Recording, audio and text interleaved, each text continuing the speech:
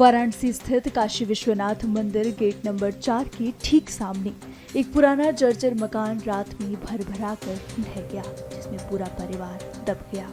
हालांकि स्थानीय प्रशासन समेत एनडीआरएफ और एसडीआरएफ ने तत्परता दिखाते हुए सभी सदस्यों को निकाल लिया है, लेकिन इस हादसे में परिवार के एक सदस्य की जान चली गई है।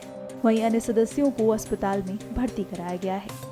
हालांकि परिवार का कहना है कि सभी सदस्य बाहर आ गए हैं, लेकिन इसके बावजूद एक बार दोबारा एनडीआरएफ की टीम पूरी घटनास्थल की जांच करेगी, जिससे कोई फंसा न रह जाए। अधिकारियों ने घटना के संबंध में क्या जानकारी दी है, सुनिए।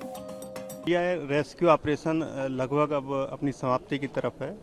परिवार के टोटल यहाँ पर 9 सदस्य इसमें ट्रैप हुए थे, जिसमें से सभी 9 सदस्यों को यहाँ से निकाल लिया गया है।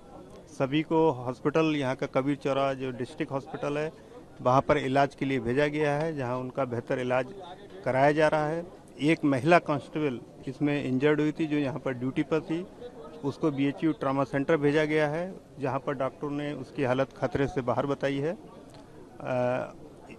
इसमें जितनी भी हमारी फोर्सेस हैं, एनडीआरएफ है, एसडीआरएफ है, फायर सर्विस है, पीएसी है, लोकल पुलिस है, सभी के सहयोग से ये ऑपरेशन को अंजाम दिया गया है और अभी तक सफल ऑपरेशन ये रहा है। किसी की मौत भी हुई है इसमें जो कबीर चौराहा हॉस्पिटल में एक महिला की मौत की इसमें खबर आई है, जिसको अभी कंफर्म किया जा रहा है। कुछ दबे हुए हैं अभी जैसा परिवार के सदस्यों का कहना है कि सभी लोग निकाले जा चुके हैं, उनके परिवार का कोई भी सदस्य इसमें नहीं है। फिर भी हम प्रिकॉशन के तौर पर अपने जो डॉग स्क्वाड है उसके माध्यम से इस बात का पता लगाएंगे कि कोई व्यक्ति इसके अंदर मलबे में कोई और तो नहीं दबा है। विश्वनाथ मंदिर के नज़दीक है और ये बिल्कुल सटा हुआ है और जर्जर था, इसको डिमोलिश करने की भी कोई पहले से बात चल रही थी या नहीं? अभी इस तरह की कोई बात नहीं है और अभी हम लोगों का पूरा ध्यान रेस्क्यू ऑपरेशन पर है और जो भी इंजर्ड हैं उनको इलाज कराने पर पूरा ध्यान है। हमको जैसी सूचना मिली थी तुरंत हमारी 2 टीमें यहाँ आ गई थी और जैसा आपको पता है ये बहुत ही एक चुनौतीपूर्ण ऑपरेशन था, तो हमने अपने अनुभव और अपने तकनीक के सहारे बहुत ही कम समय में जो यहाँ पर 8 विक्टिम्स थे उनको यहाँ पर हमने रिट्रीव किया है और आपके सामने है कि सभी लोगों को यहाँ अस्पताल रेफर कर दिया है। कोई कैजुअलिटी सर?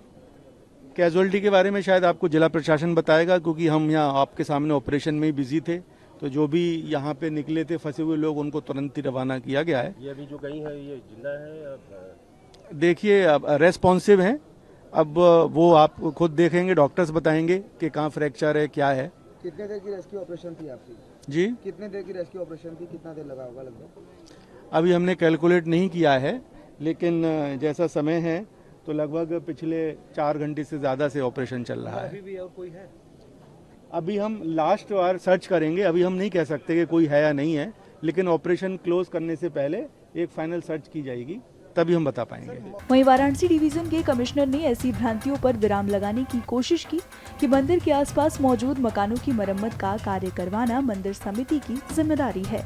यह समिति मंदिर के आसपास के मकानों को खरीदने की तैयारी में है। प्रशासन में बात उठाई जा रही है कि उनको कई बार एप्लीकेशन दिया गया था इस मकान को खरीदने के लिए, यहाँ तक कि मरम्मत तक, लेकिन उनकी तरफ से कोई रिस्पांस नहीं आया, जिसकी वजह से आज ये घटना हुई है। इस बारे में मैं 2 चीजें स्पष्ट कर देना चाहता हूँ। एक तो मंदिर का निर्माण 5 साल पहले चालू हुआ था और करीब 2.5 वर्ष पहले पूरा हो चुका है। मंदिर का जो क्षेत्र बनना था पूरा बन चुका है।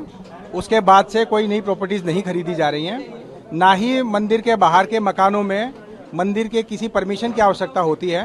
मंदिर के बाहर के जितने भी मकान स्वामी हैं, प्रॉपर्टीज के स्वामी हैं, रिपेयर करें, मेंटेन करें, नया बनाएं, पुराना बनाएं, मंदिर का टेक्निकली उनसे कोई किसी प्रकार का परमिशन या एनओसीज की आवश्यकताएं नहीं होती हैं। तो ये भ्रांति है, उसको दूर पहले भी किया गया था और काफ़ी लोगों में है, तो उनको अब दोबारा से क्लियर करवा दिया जाएगा कि मंदिर प्रशासन का कोई कंट्रोल बाहर की प्रॉपर्टीज पे नहीं है। वे पूरी तरह स्वतंत्र हैं कि अपनी प्रॉपर्टीज की मेंटेनेंस करें। आप देख भी लें, मंदिर के बगल में भीमाशंकर एक मंदिर है, उसके पीछे अभी भी रिपेयर मेंटेनेंस चल रही है। अन्नपूर्णा मठ की तरफ रिपेयर मेंटेनेंस एक बिल्डिंग में चल रही है। ये भी मंदिर के आसपास की प्रॉपर्टी है, लेकिन मंदिर का इसमें कोई कहना नहीं होता, क्योंकि मंदिर टेक्निकली अथॉरिटी नहीं रखता है बाहर की प्रॉपर्टीज पे। इसके बाद जो दूसरी बात है कि मंदिर को खरीदने के लिए रिक्वेस्ट की गई थी, वो मुझे भी रिक्वेस्ट की गई थी इनके द्वारा, क्योंकि मैं जब ये 4A नंबर गेट चालू हो रहा था तो खुद मौके पे आया था। हमने विचार करने के लिए कहा था लेकिन वास्तविकता ये है कि अब मंदिर का निर्माण कार्य पूर्ण हो चुका है। अब बाहर की प्रॉपर्टीज की मंदिर को आवश्यकता नहीं है, और अगर खरीद भी लेते हैं तो पब्लिक का पैसा उसमें इन्वेस्ट होता है और इनकी यूटिलिटी नहीं हो पाती है। तो पैसा जो है बेसिकली उन्हीं सुविधाओं पे खर्च किया जा रहा है जो तात्कालिक रूप से श्रद्धालुओं के लिए आवश्यक है, जैसे गेट बनाना, शेड लगाना। नए मकान खरीद के नई प्रॉपर्टी विस्तारीकरण का काम लगभग 2-3 साल में नहीं हुआ है। हालांकि उनको हमने कहा था कि हम विचार करेंगे, परंतु वास्तविकता की जो स्थिति है वो पिछले 2-3 साल में ये है कि अब विस्तारीकरण का काम नहीं हो रहा है। तीसरी बात जो है नगर निगम और वीडीए के बारे में, वो भी कुछ लोगों को पिछले 1-2 महीने में भ्रांतियां रही हैं कि अगर रिपेयर मेंटेनेंस करते हैं तो अथॉरिटी के लोग रोकते हैं। तो इसमें मैं स्पष्ट करना चाहता हूं कि अथॉरिटी के लोग तभी रोकेंगे जब नक्शा परिवर्तित होगा, नक्शे में नए एडिशन कंस्ट्रक्शन के होंगे या तोड़ के नए सिरे से कोई नया मकान बनाया जाएगा। क्योंकि हाईकोर्ट का यहाँ पे रोक है और माननीय उच्च न्यायालय ने एचएफएल से 200 मीटर पे नए निर्माण पे रोक लगाई हुई है, या स्थिति परिवर्तन में रोक लगाई हुई है कि नक्शे के इतर निर्माण नहीं हो सकते हैं। रिपेयर मेंटेनेंस के लिए किसी की परमिशन की आवश्यकता नहीं होती है, फिर भी कोई रोकता है तो डेवलपमेंट अथॉरिटी के कई विजिट मैंने हरिश्चंद्र घाट पे, शिवाला घाट पे पिछले 1 महीने में करवाए हैं और लोगों को क्लियर करवाया है कि आप अपना मकान मेंटेन करें, रिपेयर करें, प्लास्टर कराएं, उस पर सीमेंटिंग कराएं, रंगाई पुताई कराएं, उस पर कोई रोक नहीं है। आज से दोबारा 3 दिन का अभियान हम चला रहे हैं। डेवलपमेंट अथॉरिटी पुराने घाट वाले एरियाज के सारे मोहल्लों में अनाउंसमेंट करवाएगी कि कोई भी रिपेयर मेंटेनेंस करवाना चाहे प्रायोरिटी पे करवा ले। नगर निगम को हम आज इसलिए यूज करेंगे कि बारिश के बाद जनरली मकान गिरने की घटनाएं होती हैं, पूरे देश में होती हैं। उसी में जब धूप निकलती है तो और भी ज़्यादा दीवारें फटती हैं और उससे भी ज़्यादा मकान गिरते हैं। तो जितने भी मकान डिलेपिटेटेड हैं, नगर निगम के माध्यम से वीडीए के साथ जोड़ के उनको हम इस प्रचार में लगा रहे हैं कि ऐसे लोग टेम्परेरीली अपने घर खाली कर लें, रिपेयर मेंटेन कर लें, तब उस घर में स्थानांतरित हो जाएं। तो आज से इसमें करीब 50 के आसपास मकान चिन्हित किए गए थे नगर निगम के द्वारा, लेकिन समस्या तब आती है जब वो मकान खाली करके लोगों को रिपेयर करना होता है। तब लोग मकान खाली करके निकलने के लिए तैयार नहीं हो पाते हैं और मौसम भी बारिश का ऐसा होता है कि निकलने में सुविधा भी होती है, तो वो प्रैक्टिकली इन्फोर्समेंट की समस्या आ जाती है। क्योंकि खाली कराना तो नगर निगम की जिम्मेदारी है, या डिलेपिटेटेड हो जाए तो तोड़ने की जिम्मेदारी नगर निगम की है, लेकिन रिपेयर मेंटेन कराने की जिम्मेदारी किसी सरकारी विभाग की ना होके केवल मकान स्वामी की होती है। इस वजह से दिक्कतें आती हैं कि वो जो है मेंटेनेंस करने में कई बार डिले करते हैं। लेकिन अनाउंसमेंट करने के बाद ये प्रॉपरली कम से कम जानकारी देने का काम हम लोग प्रशासनिक रूप से आने वाले 3-4 दिन में करेंगे, क्योंकि बारिश का मौसम और आगे ये काम 2-3 महीने चलता रहेगा। अभी बाढ़ का भी समय बाकी है वाराणसी में, तो 2-3 महीने आगे दिक्कत ना आए इसलिए हम लोग प्रयास कर रहे हैं कि जिनके भी मकान डिलेपिटेटेड हैं वे रिपेयर मेंटेन करवा लें। उन्हें को रोका टोकी करे तो उनको एक हेल्प नंबर जारी वीडीए से मैं करवा दे रहा हूँ। साथ ही साथ नगर निगम के माध्यम से जो प्रॉपर्टीज 50 के आसपास चिन्हित हैं उनको नोटिस करवा रहे हैं कि वो भाई थोड़े दिनों दूसरे मकान में रहें और जब मकान की मरम्मत हो जाए तब वापस अपने मकान में शिफ्ट करें।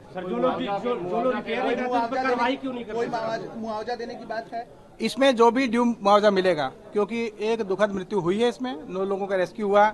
एक महिला जो अनफॉर्चुनेटली, जैसा कि रेस्क्यू टीम ने बताया कि उनके नेक के ऊपर कोई ज़्यादा हैवी ऑब्जेक्ट गिरने की वजह से उनकी डेथ हुई। तो मुआवजा ड्यू प्रोसेस में जितना भी है वो आज ही दिलवाया जाएगा। साथ ही जो घायल है उनका फ्री उपचार कराया जा रहा है, उसका भी मुआवजा का जो प्रावधान है वो दिलवाया जाएगा। मकान के मुआवजे का जो प्रावधान है वो भी दिलवाया जाएगा। साथ ही अभी प्रशासनिक मशीनरी लगा के सारा शेड हटवा के और व्हीकल मूवमेंट करवा के सारा मलबा क्लियरेंस का काम भी चालू कराया जाएगा। इस गली में जितना बिजली पानी रिस्टोर होना है वो काम भी अब चालू होगा। अब नेक्स्ट प्रायोरिटी जो है वो मुआवजा वितरण, ये मलबा का क्लियरेंस, यही है। पहला जो प्रायोरिटी थी रेस्क्यू की वो लकीली भगवान विश्वनाथ के आशीर्वाद से सकुशल हुई है और उसके लिए काफ़ी लोग, परिवार के लोग या बाकी लोग संतुष्ट भी हैं।